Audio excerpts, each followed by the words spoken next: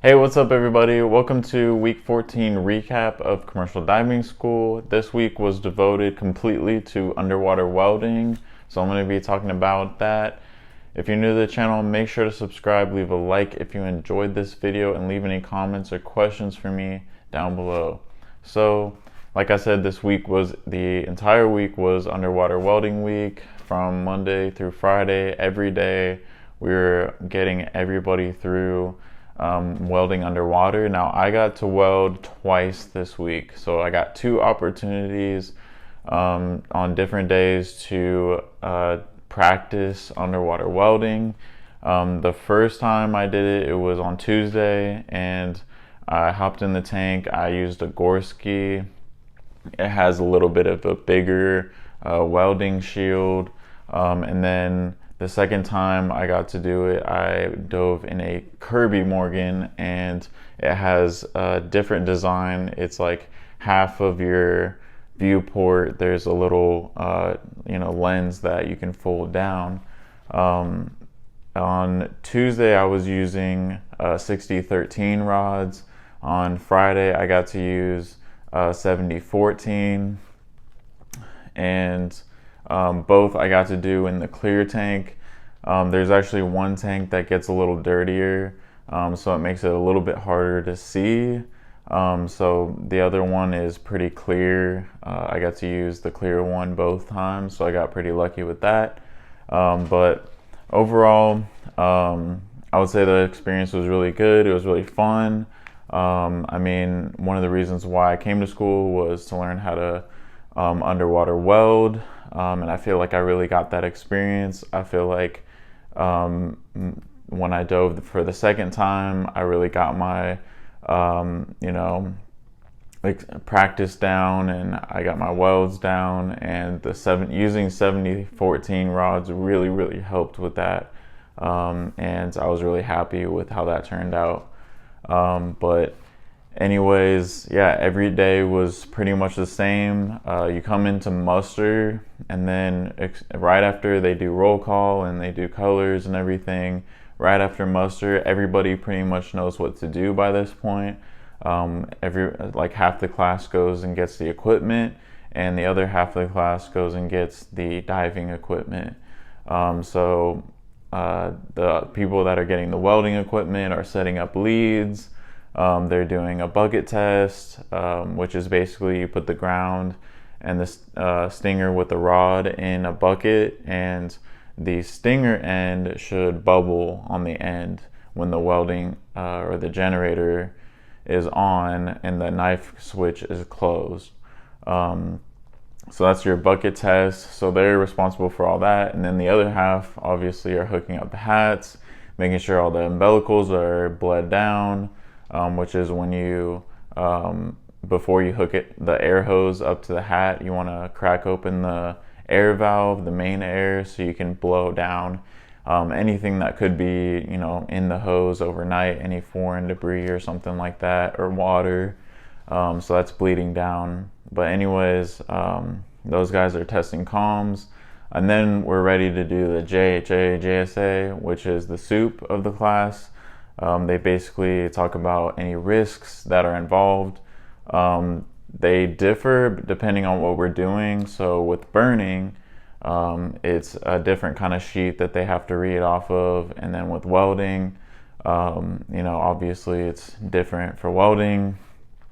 And then once we're done with the risks and safety hazards briefing, we'll go ahead and get divers in the water. And then we did basically 2 divers in the water at a time, and then we basically got 2 groups in the morning before lunch, and then after lunch we tried to get at least 2 in. Maybe sometimes we even got 3 groups in after lunch. So 2 people for about an hour, and then another 2 people for about an hour, and then another 2 people for an hour, and then it was the end of the day, and then we basically cleaned everything up. Those that dove got their dive sheet so they can log it in their record book, and then we get those dives signed off, and then that would be pretty much the end of the day. Also this week we took our burning and underwater welding test. So I don't know about other schools, but this school seems to have lots of tests and lots of quizzes basically on every subject. So since this was just another subject for burning and welding, we had a test on it. And it was just basically like all the other tests, not too many questions, pretty easy, self-explanatory stuff. Like if you were paying attention to the PowerPoints on the day we were in the classroom last week, then you would be, pretty good. It'd be easy. So other than that, this week I did go talk to admin and got another transcript. So at CDA, anytime you want, you can go get a transcript of your overall grade, and it also has your daily grades. So it'll tell you for your daily grade how, like, what you got every single day. Did you get 100%? 75, 80, like for every single day it has that. And for each module, it's 20 days. So you get 20 different grades for each one of those days. And since I just became a senior, I wanted to know what did I get for my junior module, and then how did that affect my overall grade. So right now I have a 94.67, and I think before I had a 95%. So I only dropped by 33% or something like that. Which is probably due to my midterm. I only got a 93, so of course that would play a role in that, but that's still really good. And that, yeah, trust me, that's still a really good overall grade. And then I also, this is like something I want to put out there because it's really important. It has to do with money. And basically what it is subsidized and unsubsidized loans. So a lot of times, what I'm finding out now is a lot of people are using subsidized and unsubsidized loans, which are federal loans that you have to pay back. But the one thing about them is they split them. They basically pay out to the school at two different times. So the first time is when you first start at the school. The government will pay the subsidized and unsubsidized first half of the loan at the beginning, and then the second portion of the loan, or the second half of both of those loans, will be given to the school right around the halfway point.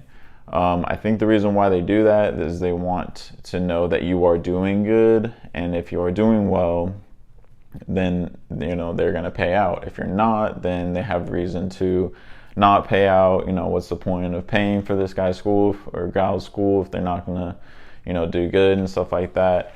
But the reason why that's important is because for that second half, it'll go to the school, but then you'll have an overpayment. You'll have paid the school too much and they have to credit you back. But I didn't receive any hey, you got to come up to the office because you have a credit or whatever. I had to basically tally up my total costs and be like, hey, this doesn't add up. And then I went and talked to them about it, and they're like, oh, it's the second half of the unsubsidized loan that's coming in on the 19th. So I had to go and actually say something before they would actually tell me what the situation is. So I did get a credit back because of that other check came in.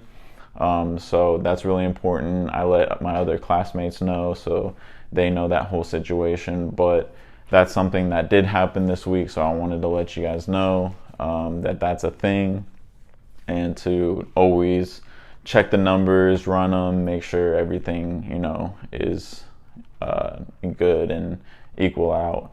But anyways, yeah, so that was basically it. If you guys have any questions, feel free to ask me about Underwater Welding Week. I feel like this is a huge week that everybody wants to know about and wants to know more about. But in reality, you'll probably get, if you're thinking about going to school and stuff like that, you'll probably get 2 opportunities to dive, at least at CDA anyways. I even heard the instructor say the way it used to be is you only got 2 days, instead of a whole week. So now the school, gives you more time, more opportunity to weld and get better and practice and everything, because that's all it is, practice. It's just like anything else you do in life. You need to practice to get better, and you're gonna get frustrated and stuff.